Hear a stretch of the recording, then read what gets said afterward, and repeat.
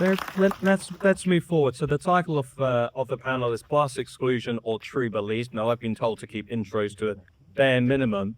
Gad Saad is our first speaker, who has 20 minutes to present on parasitic ideas. I was told 25 throughout. Let's see how. 25. Okay.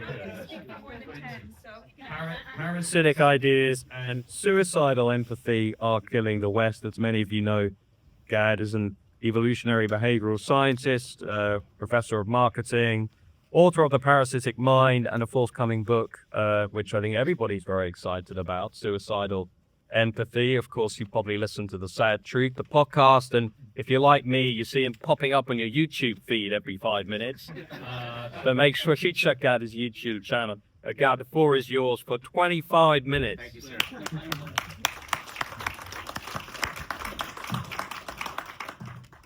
Well, it's nice to meet some people in person that I only know through the online meetings. So great to meet you all. I'm going to start the clock so I can appear through 25 minutes. Apologies to the few people who were at yesterday's event. I was told that there'd be a very, very little overlap between yesterday's audience and today's audience. So if some of my incredibly funny jokes of yesterday you read them again today, apologies. But usually the tedium effect for humor takes a while to take hold. So hopefully you'll still find me funny and hopefully interesting. So what I'd like to talk about today is, of course, the parasitic mind and suicidal empathy. And let me contextualize what is the kind of unifying narrative behind these two books. So if I wish to fully zombify a human being, I need to do two things. I need to parasitize their cognitive system, hence the parasitic mind, but I also then need to zombify or parasitize your emotional system and suicidal empathy. I'll spend much of the time talking about parasitic mind, and then I'll give you a few hints of suicidal empathy, so bear with me. So there are two great wars that I have faced in my life. The first war, the one from my childhood, the Lebanese Civil War. Had I had a bit more time, I would have talked a bit more about it because there are some really interesting lessons that we can take from my childhood in terms of the lunacy that we see today. And then the second great war is the war on reason, science, logic, common sense that I've experienced or witnessed for 31 years as a professor. And it is particularly something that I've witnessed because in my own research, I apply evolutionary psychology and evolutionary biological principle in studying human behavior in general, and consumer behavior and economic behavior in particular. Now, that to me seems like a very obvious proposition that, of course, human beings, consumers, employers, employees are biological agents.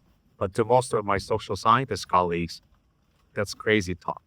To most of my colleagues in the business school, that's crazy talk. So I originally saw many of these parasitic ideas, which subsequently people refer to as wokeism. I saw them very early in my career in the mid-90s. And so what I'll do is I'll skip all the level of stuff. I'll just mention this slide.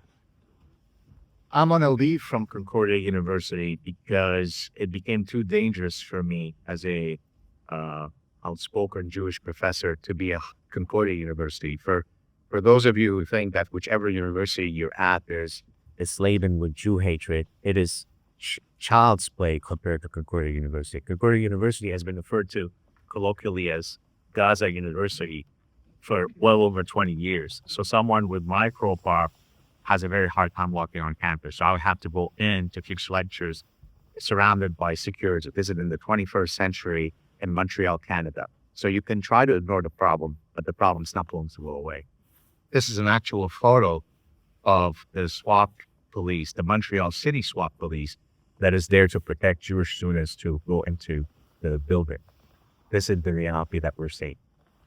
Now, I said that one of the wars I faced was the war in the Lebanese Civil War, and I alluded to my scientific work. I just want to mention a few examples of the evolutionary psychology research that I've done, and I think most of you will nod and say, yeah, that makes perfect sense. But if you saw the number of desk rejections I had received from journals, because I was arguing that human beings are biological beings, you simply wouldn't believe it. And so I'll just give you two examples of research I've done. In one set of studies, we looked at how imbuing men with high status via specific products. So we actually brought men, had them drive either a Porsche. And I tell people that the real accomplishment of that study was to try to convince a granting agency to give you money so that you could rent a Porsche over the weekend. And we did. And so we brought people to the lab, had them drive either a Porsche or a beaten up old car, either in downtown Montreal, which is a lek, which is a zoological term where you can sort of peacock, or on a semi-deserted highway. And the dependent measure was salivary assays, so that we could then watch what happens to your endocrinological system when you are either imbued with a social win or a social loss. Not surprisingly to anybody in this room, you put young men in a Porsche and the endocrinological system explodes. So that was the first set of studies. The second set of studies, we looked at what happens to women's beautification practices across the menstrual cycle. And so we measured women across 35 continuous days, because 35 days covers, on average, all menstrual cycle lengths. On average, it's about 28 days. And we saw, as exactly what it predicted, that during the maximally fertile phase of the menstrual cycle, this is when this about women beautify themselves the most. This is when they wear the stilettos. This is when they don't wear, the sweatpants. This is when they wear makeup, when they're more scantily clad. In exactly the same way, in a homologous way, how other female species do it in their own ways with advanced species. So it should be a no-brainer that biology should be relevant in explaining human behavior. But the parasitized degenerates in academia thought that it was completely ridiculous that I would be applying biology. Now they're coming around to saying, oh yeah, I guess you were maybe right. And so the Parasitic Mind is really a book that I've been writing in my head for 30 plus years, even though officially it came out in 2020. So let me now explain the neuroparasitological framework. There are basically two sets of pathogens that really affect the human condition. The first one you're all familiar with. It's the viruses, the fungi, the parasites, the bacteria that have killed untold billions of people around the world throughout history.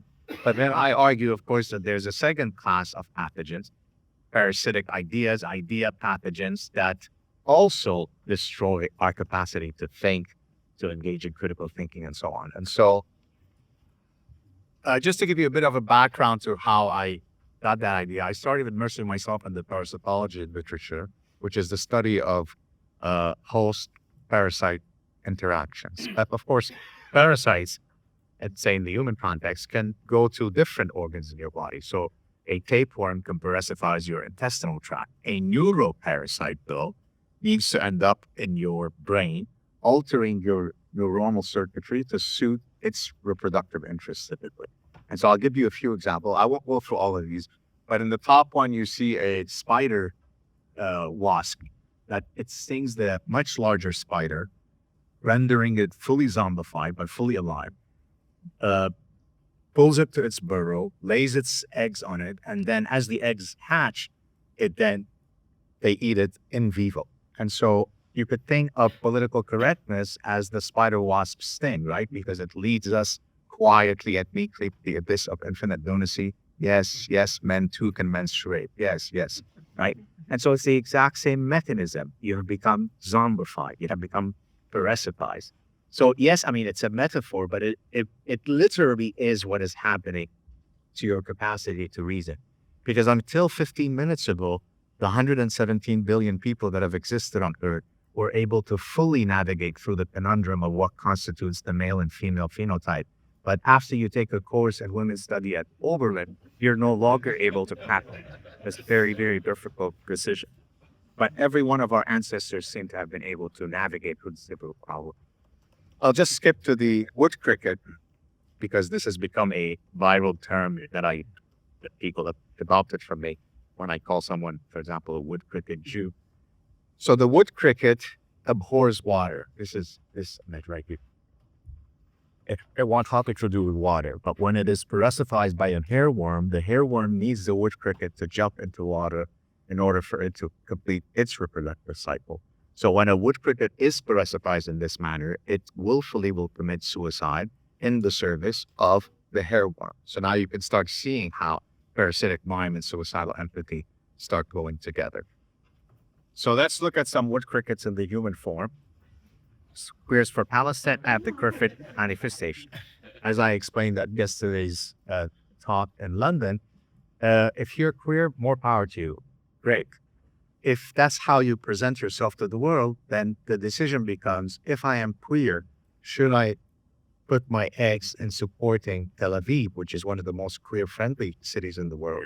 Or should I put my eggs in defending a society where they've come up with a really innovative form of subversion therapy? It's a gravity-based. And we call you off the rooftop, and then the problem is solved with queers, right? But of course, when you're queers for Palestine, it's all about Gaza. Jewish Anna Epstein is a wood critic Jew because she decided at Boston University to, when after the Hamas folks did a little sortie into southern Israel, to rip down the posters of the infants, the Jewish infants. So imagine what her moral compass must look like in saying that, never mind, this wasn't that she pulled down the poster of a young man who could have been in the IBF. She was very gleefully and proudly pulling down the photos of the 4-month-old and 6-month-old babies, and she's Jewish. Now, had she been at the Nova Festival, she would have ended up in the same situation as the rest of the people who were there. But she's more enlightened, empathetic, and progressive figure. And then the third example that is going to be very famous because it's going to be in the first chapter of Suicidal Empathy is a Norwegian man who had been sodomized by a Somali immigrant. And after the Somali immigrant served a very light sentence, because in Norway they're much kinder than the rest of the world, you don't want to punish criminals. You want to rehabilitate them and reintegrate them into society very quickly. He was going to be deported back to Somalia. And that created huge amount of emotional, existential angst in the rapee, because then using Maslow's term, I'm using Maslow's term, the Somali sodomizer could not be fully self-actualized in Mogadishu. So there's that issue. But he felt guilty that the Somali rapist would not be fully flourishing. That is not an evolutionary reflex that most of us have been endowed with. This is Tal Nitzan, Jewish Tal Nitzan, with cricket Jew Tal Nitzan, who was doing her PhD at Hebrew University and who was trying to identify the rampant rape of Palestinian women by IDF soldiers. That was her work and hypothesis. To her utter dismay, when she found out that she couldn't identify a single case, even after speaking with all of the Palestinian women, it turns out that that didn't dissuade her from her sort of meta conclusion, which is that the IDF soldiers are truly evil. Well, how could it be that they are evil if none of them had raped anybody? Well, it's because the IDF soldiers so dehumanize other Palestinian women that they're not even worthy of being raped. So she found a way to take not a single instance of rape as a manifestation of her working hypothesis that the IDF soldiers are truly diabolical. That's what parasitic thinking looks like. So what are manifestations of ideological parasites? Well, all of these, you've probably heard of them by now, but of course the granddaddy of them is postmodernism, because that is the one that allows many of the other parasitic ideas to flourish. There are no objective truths other than the one objective truth, but there are no objective truths. If that's true, then men can be women. Up is down, left is right, slavery is freedom, and so on and so forth, right? And so postmodernism is truly a form of intellectual nihilism, what I call intellectual terrorism, right? If the 9/11 hijackers flew planes onto the buildings, postmodernists fly planes of bullshit into our edifices of reason. Let me give you a few examples from Canada, recent ones, and I'm only using examples from Canada because I'm Canadian. University of Waterloo, which is one of our top engineering computer science schools, had a call because, of course, everybody's now woken up to artificial intelligence, even though I'm proud to say that I was studying artificial intelligence in the mid-1980s as a math and computer science student. And so if you look at by the way, these are endowed professorships that are endowed by the Canadian government. So they're the most prestigious chair professorships. And so you would really think that this is where maybe we are really looking for excellence, and it's truly an ethos of meritocracy. Well, let's look at the first. This is not Gad Saad. This is literal, right? I'm taking a screenshot of the actual call. So for the first position, all areas of artificial intelligence are open. The call is open, though, only to qualified individuals who self-identify as women, transgender, gender fluid, non-binary, or true spirit. Now, this is so. At yesterday's event, sort of the working question was, "Is woke dead?" No, it's not in Canada. This is at my own university, although I'm currently a visiting professor of the United States, but my home university, Concordia University, the bottom one is a project that's funded by our taxpayers that sought to, or seeks to, I think it's still ongoing, seeks to decolonize light, right? The physics of light, the one where many physicists have won Nobel Prizes on, but they all suffer from something called original dermatological sin. They are white. And so we can't fully trust their knowledge, their epistemology. And so we're going to now indigenize the study of light, and the taxpayers are funding that. But that wasn't enough. And so we came up with a 5-year program, the 5-year strategic plan for Concordia University. The number one item is to decolonize and indigenize the entire curriculum. So it doesn't matter what you're teaching. So I study psychology of decision-making, consumer psychology, evolutionary psychology. I would have to do a good faith effort into decolonizing all those fields and indigenizing them. Now you know why I'm going to read the boxes. Usually the setup for the story is quite funny, but I'm worried about the time, so I'll kind of just summarize it very quickly. In 2002, I had a conversation with the date of one of my doctoral students who had just defended his PhD, and I found out that she was a graduate student in women's studies, cultural anthropology, and postmodernism, to which I answered so the holy trinity of bullshit. And so I had asked her, are there any universal truths? And she said no. And so what you're seeing here, the slides, I asked her is it not true that only women bear children within Homo sapiens? This is in 2002, so this is well before the transgender activism. And she said no, because there's a Japanese tribe on some Japanese island where within the mythological realm, it is the men who bear children. So by you keeping us barefoot and pregnant, this is what you do. So after I recovered from the mini stroke I had, I then asked her, is it not true that the sun rises in the east and sets in the west? So there she pulled out Jacques Derrida, and she said, what do you mean by east and west? And what do you mean by the sun? That which you call the sun, I might call dancing hyena. I said, well, fine, the dancing hyena rises in the east and sets in the west. She said, I don't play those label games. Now, why do I always repeatedly tell that story? It perfectly encapsulates what happens to the human mind once it is exposed to this kind of completely Darwinian good the sun. There's no epistemological exit from all this bullshit. If we can't agree 23 years ago that only women bear children, there's a thing called the sun, then where do we go from there? So I could have told you every single thing that we see today 25 years ago if people had cared to listen. Here, actually, this is a couple of slides that I didn't mention much yesterday. Well, I'd like to think I've said a couple of new things today from yesterday. So social constructivism and biophobia are two quite academic parasitic ideas. Well, biophobia is the fear of reading biology to explain human behavior. And so these are actual marketing things where the very clever and progressive toy company reversed the typical roles, right? And so typically the argument is that toy preferences are socially constructed. And so if I want to demonstrate that this is simply not true, how would I go about demonstrating that? In other words, how can I build a network of evidence that is so unassailable that you have to concede that so far truth is on my side? So the next slide is actually a really important one, and I hope that sort of people take it and apply it in their own areas of research. So this is called a neurological network of cumulative evidence.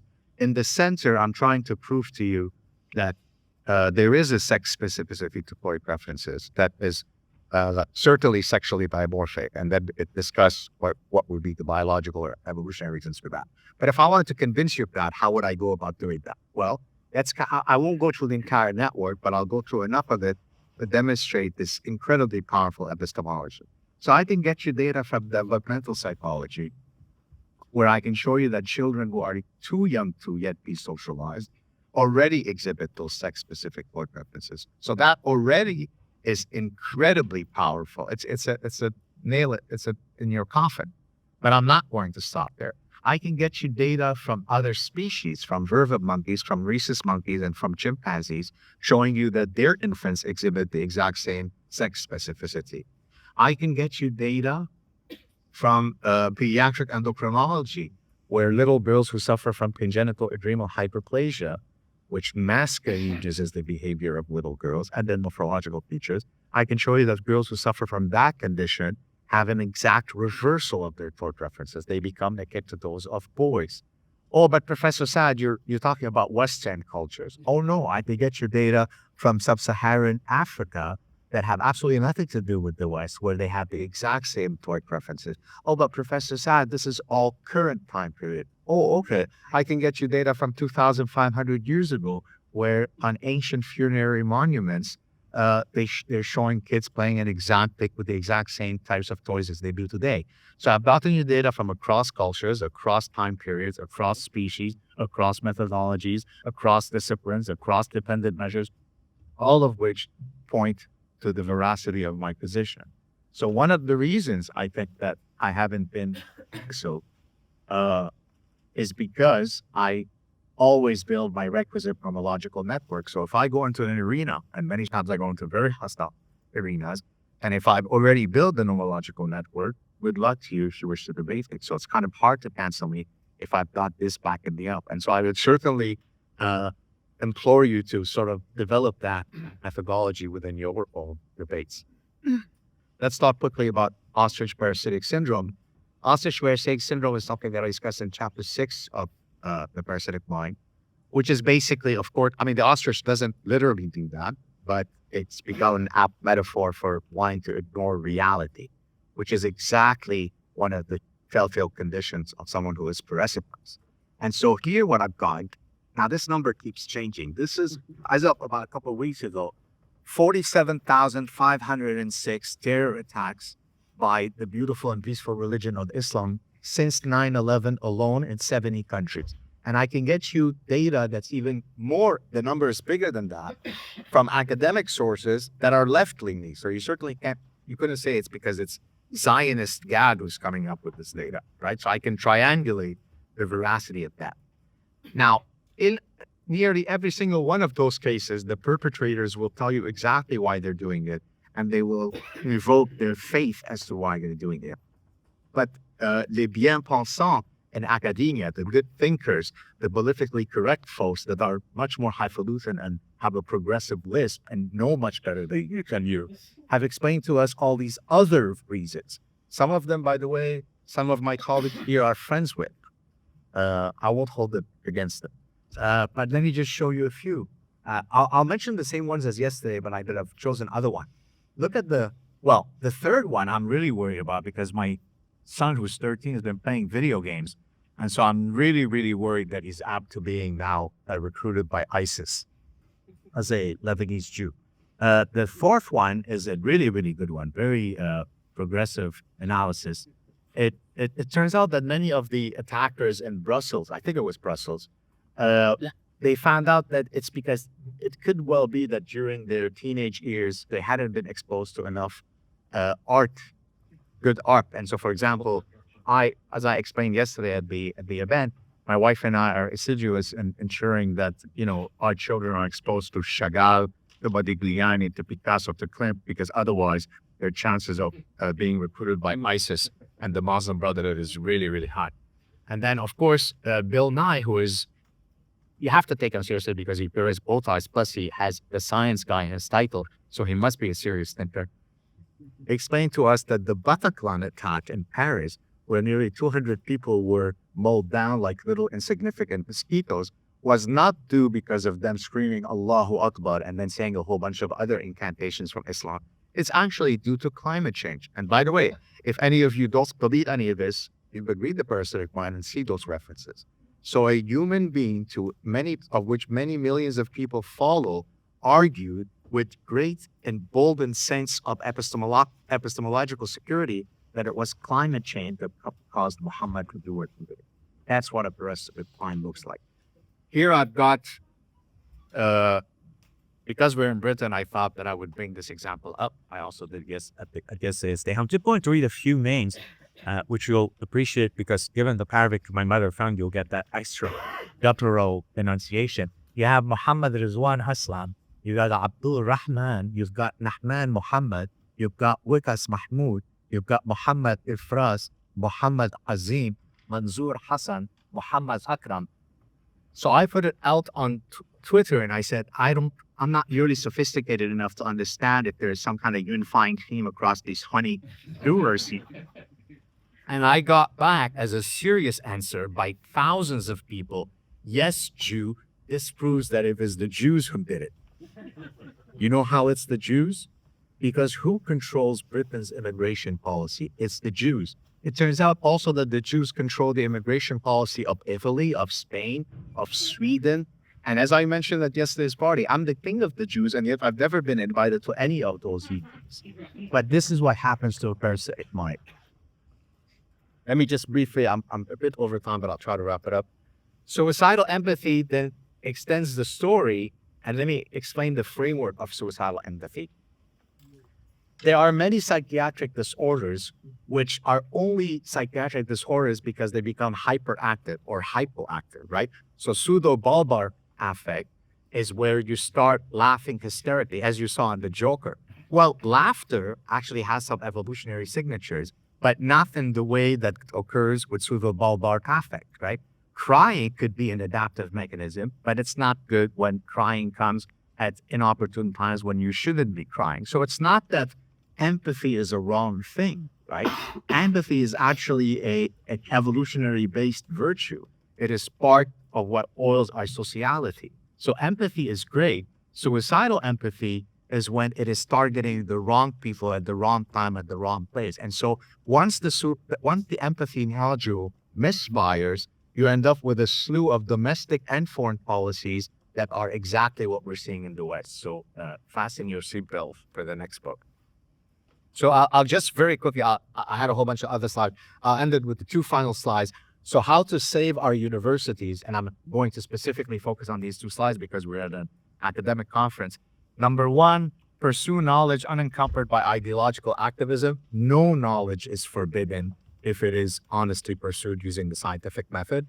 Freedom of speech, freedom of inquiry, and the pursuit of truth are deontological principles. Don't adhere to a consequentialist ethics when it comes to these kinds of principles. No more identity politics and all that bullshit. No more coddling of the culture of offense and the ethos of perpetual victimhood. A just society is rooted in the ethos of a meritocracy. I see Stephen Victor here, and I know that E.O. Wilson was at his university.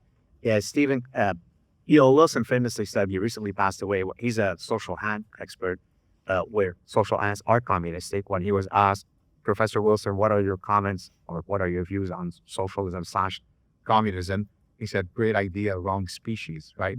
So the phylogenetic history of a species matters. It makes sense for us to be communistic if we're social ants, not as much if we are human beings.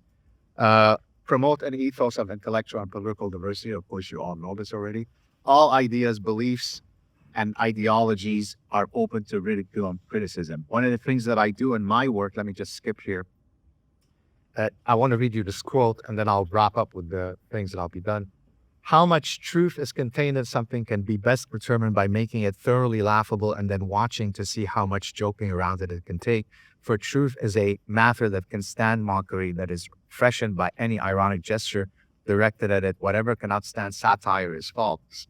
Any of you who follow me know that I am a very ardent user of ridicule, sarcasm, mockery, not because I can't put on a professorial hat, but because sarcasm is actually terribly effective in getting the point across, especially when you're dealing with ludicrous ideas. So let me wrap up with the list of things to save the West, and I'll cede the floor. Number 8, promote an ethos of interdisciplinarity, consilience, and methodological pluralism. Number 9, which is really important, because most academics are part of the new species that I have discovered. They're called the invertebrate castrati. They have neither sperm nor testicles, and that is absolutely true. So encourage bold thinking. Academia should be about the forming of intellectual Navy SEALs and not bean counters. There is no group that is more cowardly than academics. I guarantee you, I promise you, despite the fact that institutionally they should be the most courageous because technically we have this thing called tenure. It doesn't stop the fact that if I go boo, they all run away. Number 10, strike the right balance between specialization and generalization. Number 11, remove the stifling bureaucracies in academia. So for example, now if I want to run a study, I'm way more afraid of going through the institutional review board than actually doing the study because it took me 474 years to go through all of the degenerate bullshit that they put me through.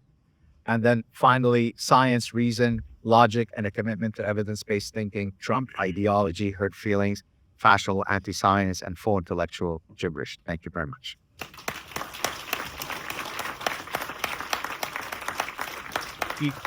So we go to questions and discussion. We're going to make room for our second speaker. Just put the set that we.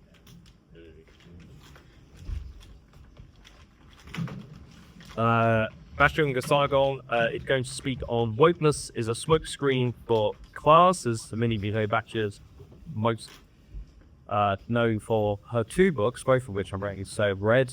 Second Class, How Elites Betrayed America's Working Men and Women, which has been everywhere recently, and I was pleased to join Batya on the discussion about that recently in the US. And Bad News, How Woke Media is Undermining Democracy, how the media class has basically lost the plot. Batya, the floor is yours.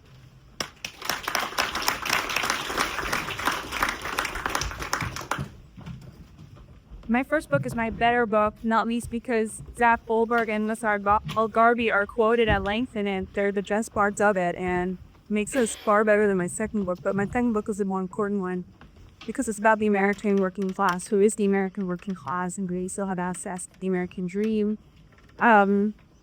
Which is the question we should be asking. Hence the title of my talk, that wokeness is a smokescreen for class.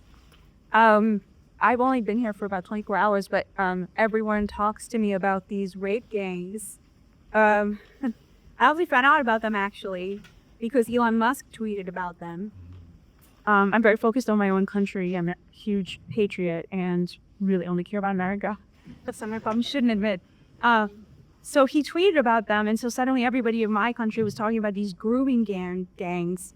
And lost in the conversation was the fact that he only tweeted about them to distract from the fact that he had majorly pissed off the MAGA base that he had now joined by saying that we should be importing exponentially more H-1B visa holders, which made me like me very angry. Because the whole point of the MAGA movement is to give working class people a shot at the American dream, which of course is, you know, completely contradictory to bringing in lots of people to work in these white-collar jobs from other countries who are going to do them for much less. And I think that's kind of like a nice metonymy for how I see the whole anti-woke movement, which is that it's a little bit of a distraction from a much more important economic question. You know, I usually say something that I hope doesn't offend you. I usually say something like, it would have been fine if wokeness had just sort of stayed in academia, you know? You guys probably don't think that's fine, but it would have been sort of fine in a much more general sense. It wouldn't have exploded. And the reason that it exploded out of university, unlike a lot of the other crazy ideas that, you know, cooked up over, you know, the last centuries, is because it was very much in the economic interests of the elites to divert attention from the real divide, which is the class divide, and talk about these racial or gender categories. The thing that I'm going to say here that's probably less popular is that I think the anti-woke movement is doing a very similar thing. It's very much in the interests of some elites to be woke, and it's very much in the interests of other elites to be anti-woke, because of course it allows them to be in true beta of everything. And I think that that mindset is equally on both sides of it. So we had this great talk last night. I gotta tell you, I didn't realize there was something better than being applauded by a room full of people, and it's actually being booed by a room full of people after you tell them that you can't just denaturalize citizens because they happen to be Muslims. And this is so, I mean, the shock on my face. A young Orthodox Jewish boy, I'm an Orthodox Jew, a young Orthodox Jewish boy stood up and said, no, we are guests in this country, in a pristine British accent. And I'm telling you this because I will be haunted by that for a very long time. It is horrifying, the idea that the citizens of your country are somehow guests because of their faith. My country was founded on the opposite of that. And so if that's the end game of the anti-woke stuff, I will be your enemies. All right. Why is wokeness a smokescreen for class? It's related to this question of why wokeness is dying in a very big way in America, because we are in the midst of a populist revolt against the elites, very much because of Donald Trump, who represented the MAGA movement, which is itself a massive and multiracial populist working class agenda. And here I divert from Eric. To me, class is very much about education, not about income. What we've seen in the United States over the last 50 years is a political realignment around class, to where it used to be that the Republicans were sort of the party of wealthy and trickle-down economics and all this stuff, and the Democrats represented labor, and now the working class votes for MAGA for Trump. It's not really Republicans. I could talk about that, that's interesting. And meanwhile, the rich now are mostly Democrats. Most rich people in America are Democrats. And this realignment means that the Democratic Party is now an uneasy coalition between very poor people who rely on government benefits and very wealthy, educated people. And it is the working class who are the hardest working Americans who've been cut out of the prosperity. What happened over the last 50 years was the Democrats built an economy that was an upward transfer of wealth from labor into the pockets of the educated. So in the 70s, which was the sort of high watermark for a working class purchasing power, the largest share of the wealth in my country was in the middle class. People who worked in factories were middle class, at a middle class standard of living.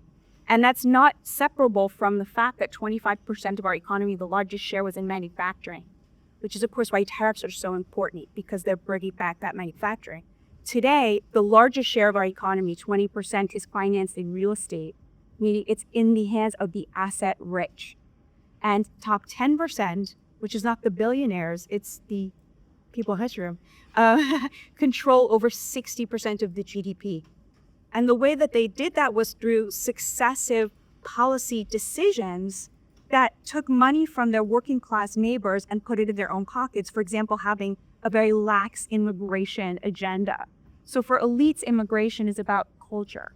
For working class people, it's about economics. It's about having a tight labor market if you control suppression, or a very wise labor market where you can ask for fewer wages. And in fact, those wages that you can no longer command because your elite neighbor who's a doctor, who's married to a professor, who needs childcare so that they can both work, they can now pay somebody from Haiti, and they don't have to give them health care, and they don't have to pay them a living wage. So immigration is a really big part of how the elites basically, it's actual wage theft.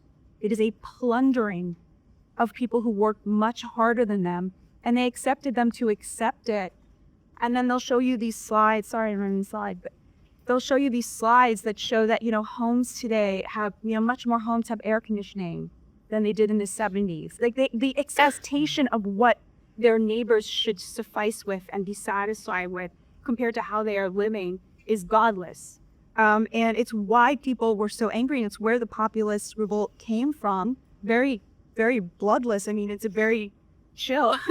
They just voted for the person that the elites hate more than anybody else on the planet. And the reason they hate him is because he was trying to do right by the electorate. So immigration, free trade is another one of the ways in which the elites plundered the working class and the middle class. They defunded vocational training.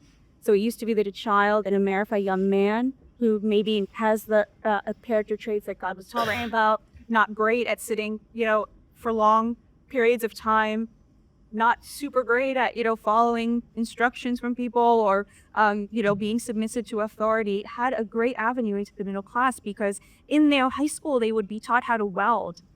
And that was funded by Democrats because they decided everyone should go to college. Of course, college being the number one predictor for whether you're a Democrat, right?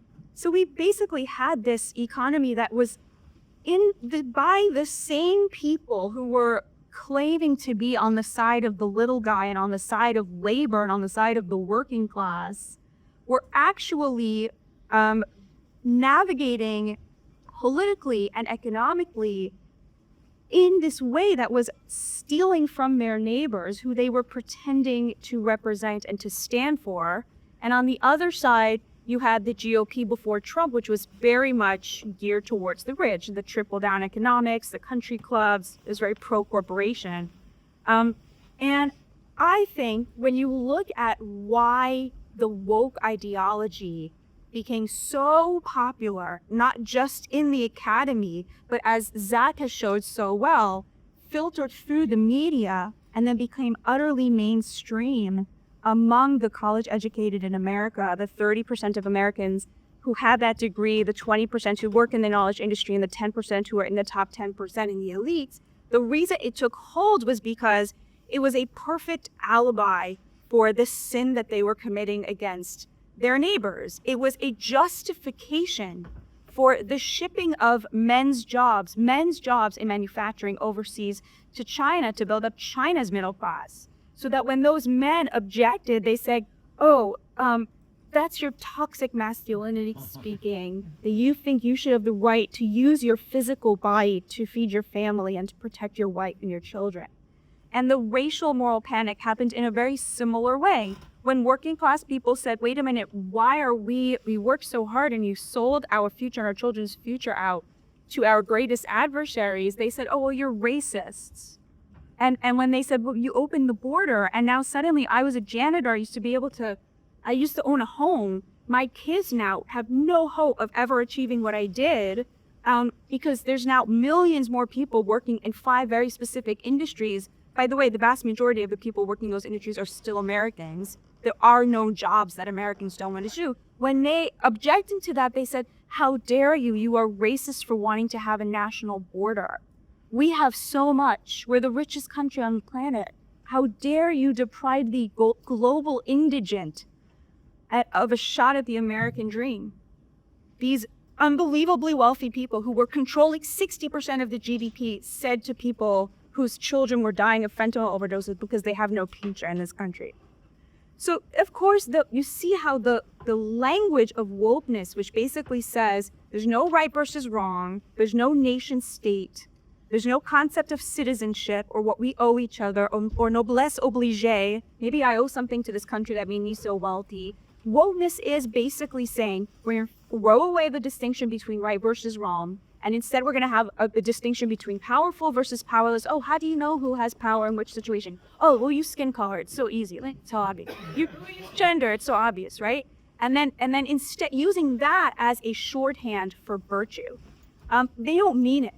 What they meant for it to do was to hide their crimes against their neighbors.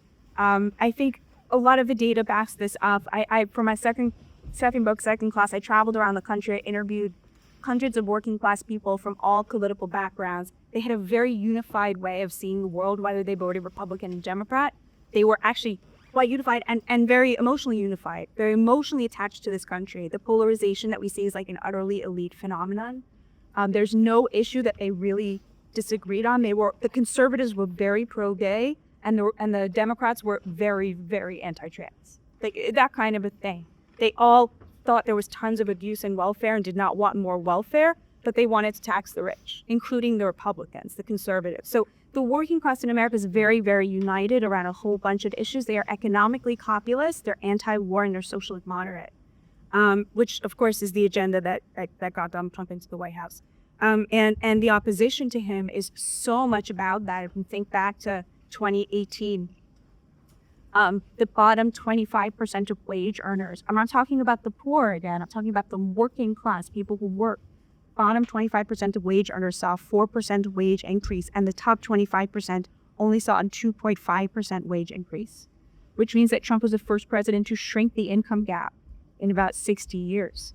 And this is the kind of thing that nobody talked about it because, of course, Republicans didn't care, and Democrats don't want to give him any credit for it. But the policies here that he is enacting in the name of working class people are going to continue to unify working class people and bring them together, but also they're weakening the elites. And you're seeing this thing as war on Harvard, to where, aside from just like the amazing service to the United States of exposing the fact that $2 billion a year taxpayer dollars are going to educate Xi Jinping's daughter and other, future apparatchiks of the Chinese Communist Party, that is class warfare on behalf of a forgotten, elected, ignored working class who deserved a lot better. So I think that a lot of in America, it feels to me like a lot of the wokeness is sort of fading because the economic prospects of the working class are improving. And it was the economic prospects of the working class that wokeness became popularized in order to conceal. Thank you very much. I'm sorry if I had to be.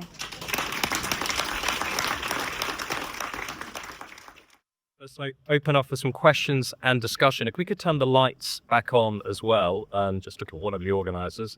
I'm afraid my eyesight's terrible, so I'm just going to point at people. Check from the blazer, chap over there. Go. Yeah. So I have a question. The last speaker there, actually, you're sympathetic to this argument than you may like, possibly because in this country, I think class is a never. I grew up in South Wales, so class is never, one of the places that hated backdrop underground. But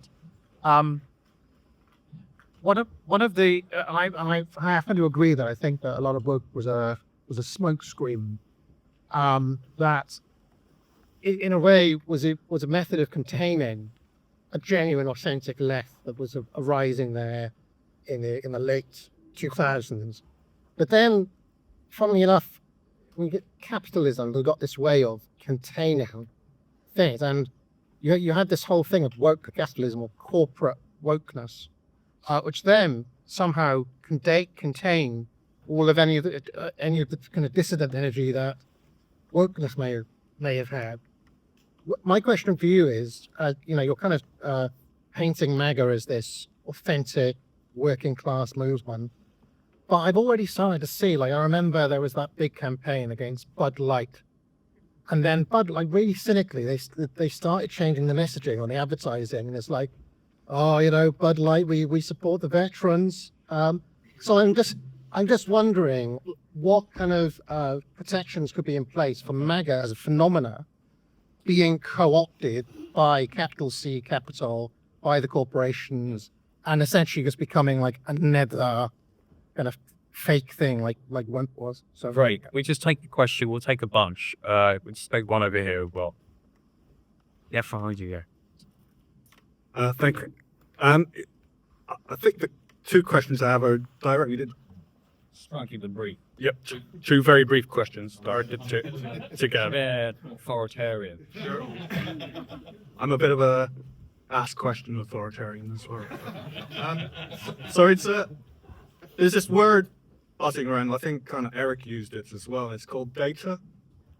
And I'm very, very suspicious of data, because it wasn't that long ago when we were locked up in our homes because the data told us we had to be locked up in our homes.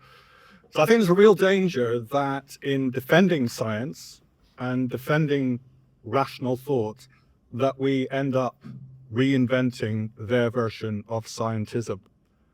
So less data, please.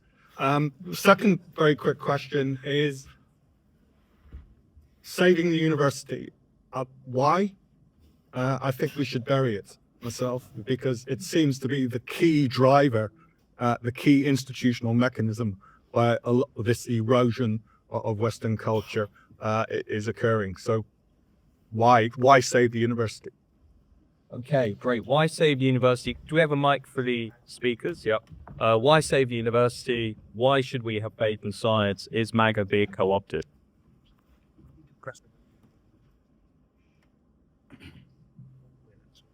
I mean, I can answer the why save the university, the class stuff. There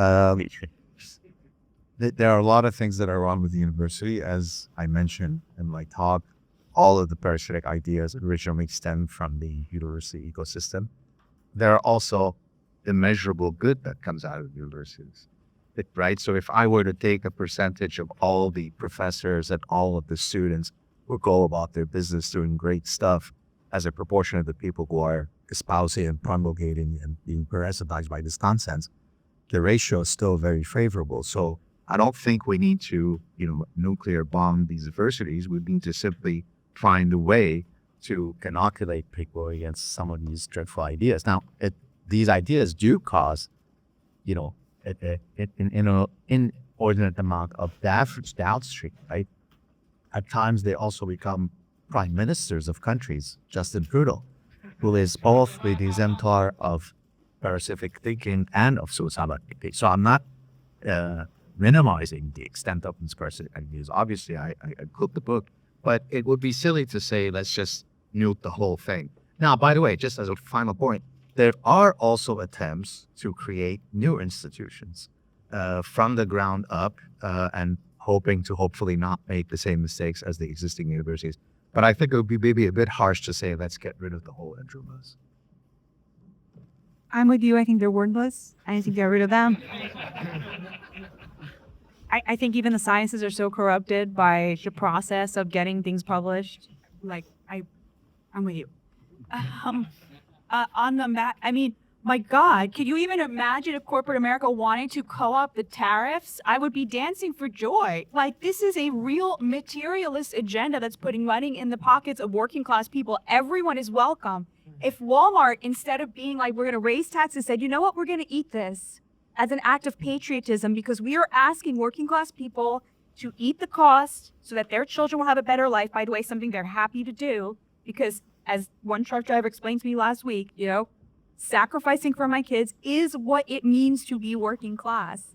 And we're not going to ask the elites to do the same thing. We're not going to ask corporate America to do the same thing. There have been, I think it was GM said, we're going to take down our projected profits from 15 billion to 10 billion. That's tariffs for you, baby.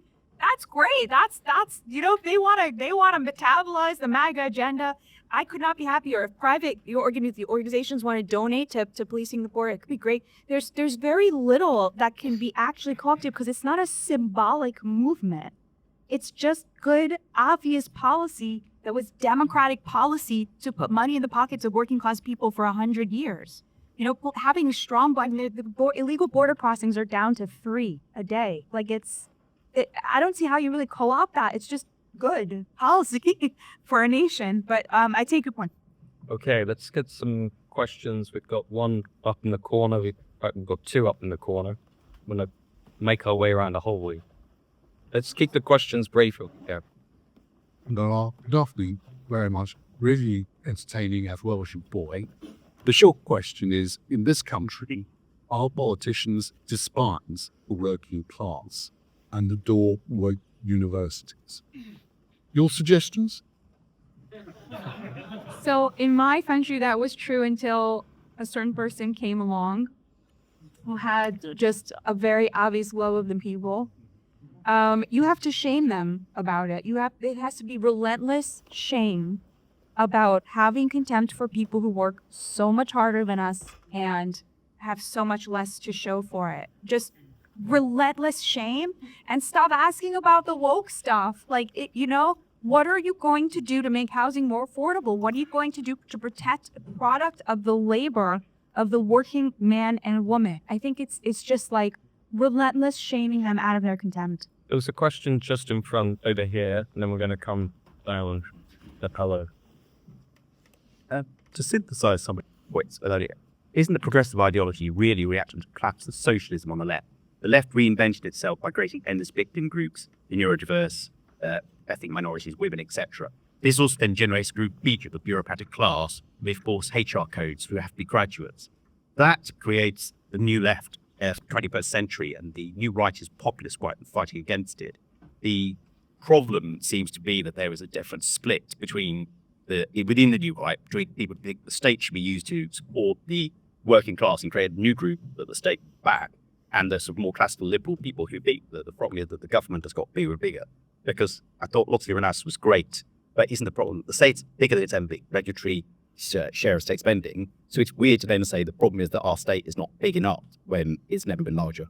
I'll answer very briefly. Donald Trump has done something I've never seen done before, which is he's combined very pro-worker things like closing the border. Wall Street hates that, and tariffs. Wall Street hates that. In fact, Wall Street donated more to the Democratic candidate than to Donald Trump for 3 cycles in a row. So the rich have solidly picked the Democrats. Donald Trump has combined just specifically, and I don't know if this would work for the UK context. Unfortunately, I'm very vocally ignorant of anything outside my own country, but he combined that with very pro-business stuff, like massive deregulation, cheap energy, and slashing the corporate tax rate. They're now negotiating whether, raising taxes on the wealthy should be part of the pro-worker stuff, or if they should slash taxes on the wealthy, put that in the pro-business side. I think they should put it in the labor side. But so he's combined massive deregulation and pro-business goodies with the more pro-labor stuff. He's not actually they're not doing a good enough job of controlling the deficit, but they're also not trying to give the job of increasing the fortunes of the working class to the government. In fact, he's trying to make industry pay for it with the tariffs. He just went on this trick. He got $6 trillion committed to building manufacturing back in the United States. So he's trying this thing out of, can we get private industry to pay for the things that they made go basically awry in our economy? I don't know if it'll work, but I think that dichotomy, like in America, the sort of classical liberal thing is very much just like some plaything of Bill Heats. It does not have any, just like libertarianism, it does not have a foothold. There's no constituency that it represents. Just before we come to Helen, Gad, do you want to come in on the analysis? I mean, I was just going to say that a lot of the questions allude to sort of a top-down process whereby, there are evil puppeteers of one political persuasion or another that are doing this stuff in order for whatever purpose that they have. And maybe there's a bit of truth to that, but I believe the evidence is quite clear that a lot of these parasitic ideas and suicidal empathy stem from a frailty of the architecture of the human mind and frailty in our emotional system to be hijacked. And so many of these parasitic ideas did not start off, with any specific political downstream effect, whether it be class-based or so. Franz Boas and his friends were the originators of cultural relativism. And the reason why they thought that was a good idea is because if you would argue that biology is relevant in explaining human behavior, all sorts of political cretins might misuse it. So now let's create new edifices of knowledge in anthropology, in economics, in sociology, where biology ceases to matter. So the origins of cultural relativism, which now finds itself in many of our policy decisions, had nothing to do with sort of a top-down, willful manipulation of the people. So I think it would be incorrect to presume that all of this bad thinking stems from nefarious folks in the background that are doing their doctrines. Helen? I'm about one thing that I would like to articulate is how to really kind of solidify, concretize the language that's going on here. Because I see a lot of things that call shit here. When we're talking, for example, about a parasitic mind virus, how are we going to be careful that this does not fly into the whole sort of like fragility thing? Whereas I'm used to being told that this is my whiteness speaking. I need to dismantle my whiteness, decolonize my thinking, to detoxify the masculinity. How can we be certain that, well, you would think like that because you've been parasitized by a woke mind virus? I have been, apparently. I'm cued to this more often now. And also the concept of elites. How can we make sure that this doesn't go the same way as privilege? Whereas if you are disagreeing with me, there will be grounds on which you can be found to be privileged and that to explain it. Whereas if you're agreeing with me, then you're not fitting in that. Because when I'm hearing that, for example, the richest man in the world who owns the largest social media platform and the president of the United States are not elites, I feel we're kind of losing all handwritten cool. So, a great question. If I can just abuse my position, Gad, what's the intersection between the parasitic mind and social status, because in Britain, when I think about what you've been saying, and I agree on much of it, if I look at, say, a political party like the Conservative Party, Reform Party, much of their refusal to take on wokeness or radical progressivism, I would argue, has been rooted more in their desire to, as they see it, uphold their social status among certain elite communities, to not get dragged into the low-status culture wars, rather than perhaps their thinking being hijacked by a particular mindset. Rob Henderson, among others, have made this point about social status, so we can add that in too, and how we define the elites as well about you. Sort of like answer first question. I mean, I think there is a very tight definition of what constitutes a parasitic idea. So it's not Jack Derrida. It could be whatever you want it to be. But that said, to your point about incorporating political element, I never argue, although I don't mean to imply that we insinuated this, that it's only people on the left that could be parasitized by specific set of ideas. It turns out that the parasitic ideas that I talk about in the book all stem from the left, because they all stem from academia, and most academics happen to be on the left. But people on the right could also be fully parasitized. So let me give you an example from my own work. Evolution is much more likely to be rejected by people on the right for whatever reasons that they hold. Where's my God, if Darwin's right, and so on. Evolutionary psychology, which is the application of evolution to the study of the human mind, is much more likely to be rejected by people on the left. So again, many of the discussions here, and I'm not exactly sure why, are always revolving around a political party and class warfare and so on. I'm talking about an endemic feature and frailty in the architecture of the human mind that makes it prone to be parasitized by alluring ideas that are fully decoupled from reality. And it's not difficult to demonstrate what constitutes a parasitic idea. When 6'4" John with a 9-inch penis becomes a lady tomorrow when he's called Linda, that's a parasitic idea. It doesn't take much to understand what is the semantic contours of that. As a person who calls myself a MAGA lefty, I have the distinct pleasure of rejecting both evolution and evolutionary. It's back to the drawing board for Steven picture. Oculus rejected it. Should wasted 31 years. So, how to define elites? In my book, Second Class, where I argue that the class divide of America is the most salient feature, I define working class as somebody who works full-time in an industry that does not require skills you would have learned in college and university, and who's been locked out of the top 20%. This is of all sociological definitions, the one that correlated them the most strongly with the downward mobility I was trying to describe, and also with how people see themselves.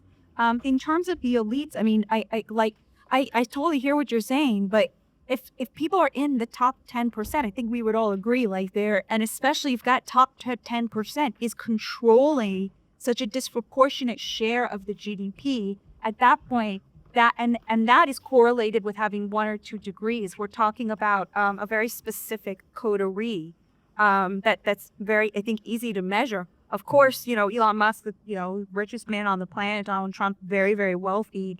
But what I found, this is obviously not scientific, but from my qualitative analysis of interviewing people, working class people very much don't see billionaires as anathema to their interests. They often see them as jobs creators and admire them very much and want to be like them.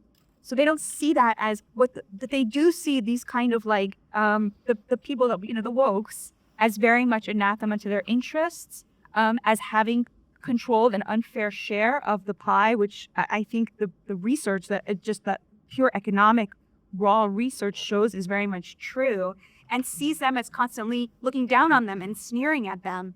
And while elites look at Trump and they see he doesn't really care about the working class people see him in his tie, putting on a McDonald's apron, and they feel like he respects what I do. Like it's that they see him in a truck and they say, I mean, this is how it's read. And I understand that to people who are not in that, it doesn't quite make sense. People really struggle to understand that. But I think from a purely, like the resentment that the top 10% has for the top 1%, it far outstrips the resentment that working class people seem to have, at least in America, for billionaires. There's a lot of healthy respect for capitalism. Okay. The last questions at the top are the last things between now and the coffee break. So let's keep it really efficient and the answers as well. Okay, my question for each of you is, what's the right number? So, Batya, what's the right number for immigrants that a country should allow in? Between 0 and 100, and is there some rational basis based on some moral principles that we could arrive at? Gad, what's the right percentage of tax on your books? Noticed you complained on That's you putting me in a bad mood. But let me just say, brother, I feel your pain. I'll feel your pain. In other words, is there some progress we could make to making rational arguments about political questions like that? Or is it just whoever's in power gets to make those things? What's the right number? It's less than 58%. And actually 58% only constitutes the two taxes of the federal and provincial. On the 42% that I'm allowed to keep, then they take 15% sales tax when I spend, and then property tax, and then school tax, and so on. So by the end of the year, I'm left at roughly maybe 30% of my income. 30%. So if we put that in terms of from January 1st, how long do I worry for free for the government until I get my escape velocity? It's around September. So from January to September, I am a slave, and I become slightly free starting in September. So I don't know what the exact number is, but it's a lot less than whatever it is now. That's why in the current folks Suicidal empathy, I have a whole section on parasitic taxation. I think that's why so many Brits are moving to Dubai.